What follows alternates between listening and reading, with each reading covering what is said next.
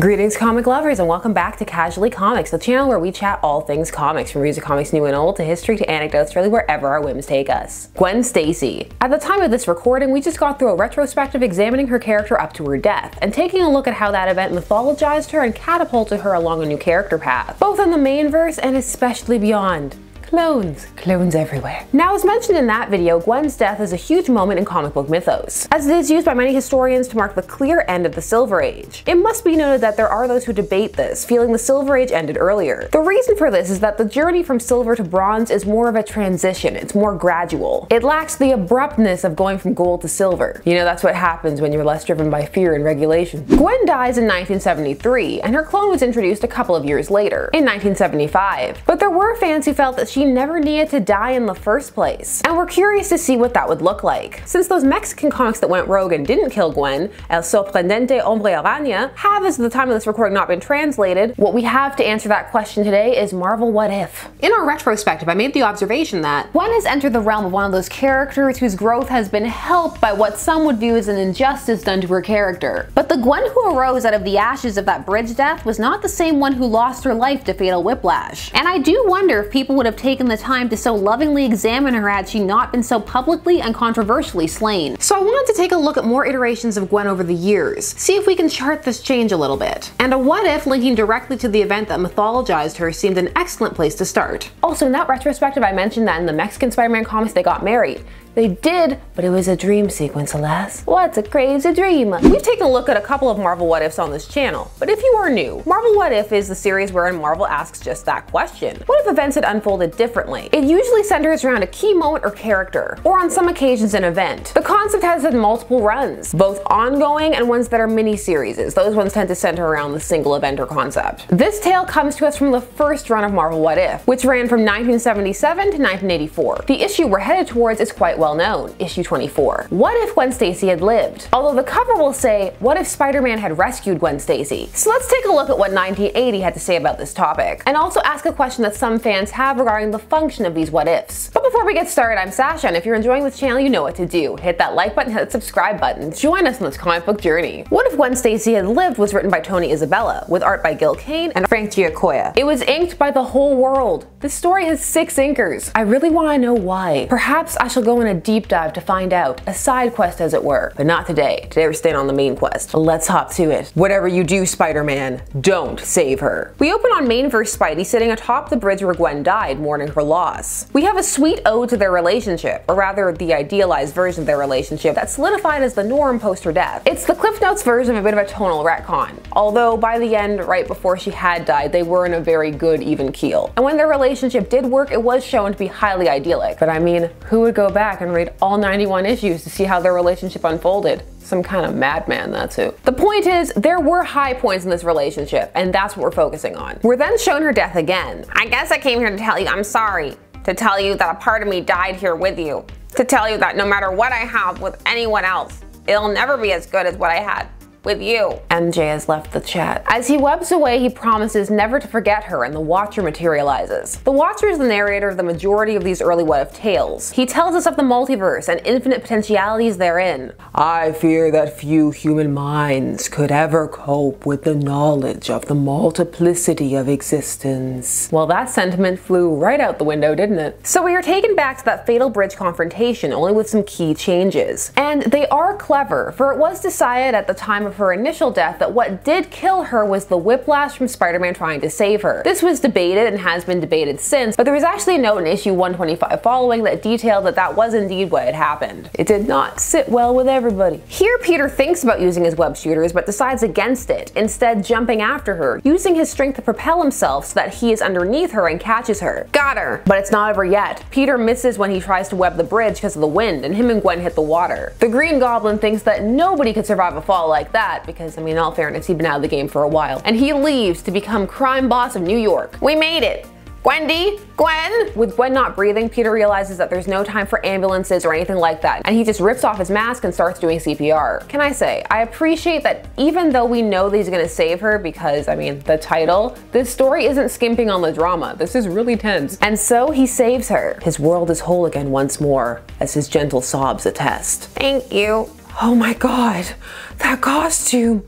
"You're Spider-Man, the man who killed my father." "No, you've got to listen to me. Turn me into the police if you like, but listen to me.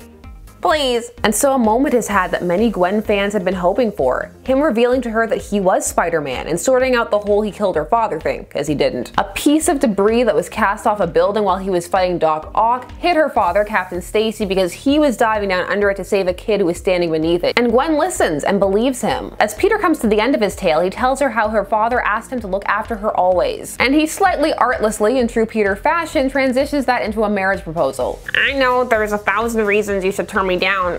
Honey, you don't have to answer right away. Take your time." Mr. Parker, you don't get to back out of this one that easily." My answer is yes.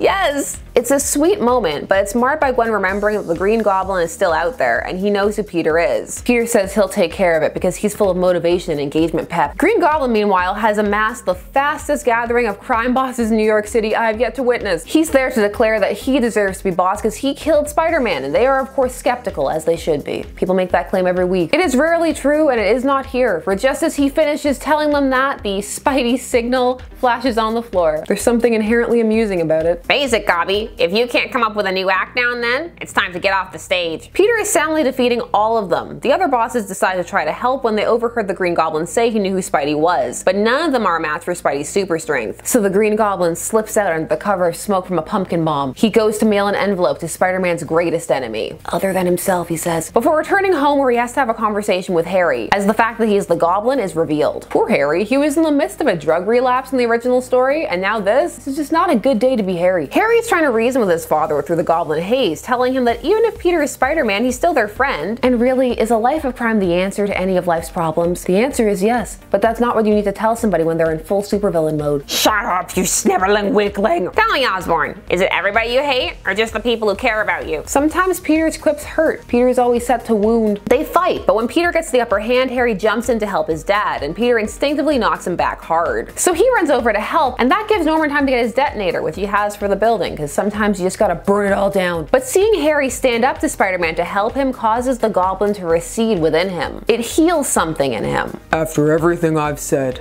everything I've done as the Goblin, you stuck by me when it mattered most. You're the bravest son a man could ever ask for, Harry." Harry getting the respect and love from his father is another moment many fans hope for, and it's warm. Touching. The comic is reaching into the cockles of my heart. Harry tells Peter that he's welcome anytime, but right now he has to help his dad. And Peter agrees, feeling optimistic that the Goblin is truly gone for good because of the power of love. Next up, telling Aunt May that they're going to get married, which revitalizes her to plan the wedding. And she plans it at flash level speed because it seems like the next day they're getting married. It's just because there are no time narration boxes. They are never around when you need them, always when you don't. We get a nice moment between Flash and Peter, who are now firmly in the friendship phase. And we gather that it must have been a bit of time because there's a telegram from MJ and Harry saying that they can't make it to the wedding because they're at a clinic with Harry's father. Before the ceremony, Peter sneaks down to see Gwen. "Listen to me, Peter Parker. When we go downstairs in a few minutes, that's for everybody else.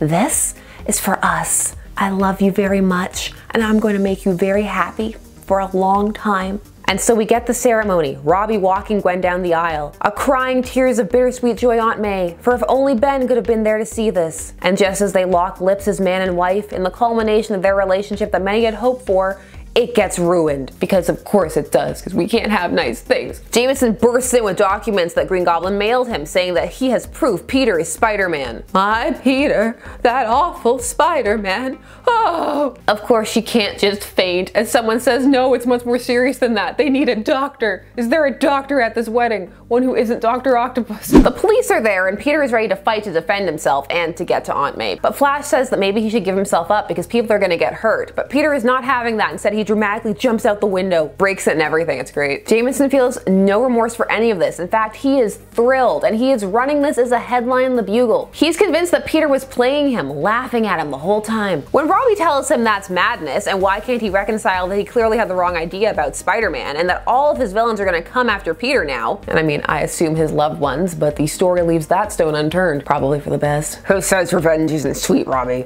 I've never tasted anything half as delicious." Well, Robbie is disgusted and quits on the spot. You go, Robbie. And he goes over to console Gwen and tells her that they'll do whatever they can to help Peter. Our epilogue sees Peter gazing across at the seeming ruins of his life as cops surround his building. The final victim of the Spider-Man curse turns out to be Spidey himself. He wonders if he'll be hunted down like an animal, or will he live to become the menace that Jameson always thought he was. There's a lot to like about this story. There's a lot of love and care put into the emotional payoffs between characters. You feel the love between Peter and Gwen. It's a heartfelt moment seeing Norman come to his senses because of Harry. And you know that these are things that many fans were really hoping for. It makes a really strong case for the world that could have been. Some of the characterizations feel a bit tinged with the modern at that time versions of the characters that were there, such as that Gwen feels a little bit more updated or worked through. There's been a bit more thought put into her, which of course is understandable because after her death, as mentioned in the retrospective, everybody started thinking about her a little harder. I guess I shouldn't say everybody, I'm sure there's some people who were like, couldn't care less. You can really feel the appreciation for this pairing in this story. Waifu for lifeu. Where this story falls down is in its bullheaded determination to validate the initial decision to kill Gwen by showcasing a terrible world for Spidey should she live. The thing is, it only works if you accept everything that happens in this story hook, line, and sinker. And there are many places where the story could have diverged. For example, Peter could have caught the goblin before he sends the envelope. They could have said that the photos were doctored or fake. The whole climax really relies on Jameson being a heartless monster. If he was even a smidgen of a person in that story, it could have played out differently. It works on the tragic level of, alas, they were never meant to be, which must have been frustrating for fans who really felt that the two could have had a shot together. And those who felt that she got a raw deal. Here she is getting one again. Another thing to note, there's not a lot of Gwen in this, in terms of her perspective. It's there, but it's still very mild. And she is depicted as, well, perfect, which was why the decision was made to axe her in the first place. Make of that what you will. Although for some, I'm sure they appreciated the story exactly as it was. It is a very strong what if. But that brings us to a critique that I've heard multiple times regarding Marvel what ifs. The idea that they were a way for Marvel to not only validate / affirm the status quo, but to quash or chastise fans for wanting something different. I'm curious, do you subscribe to that belief? Or do you feel that may have occurred on certain occasions but was not the norm? Or were these stories all in good fun? Would there have been a danger in presenting credible non-tragic alternatives? As in, would it have undermined past storytelling choices for some fans? Share all your thoughts alongside what you thought of this story down below.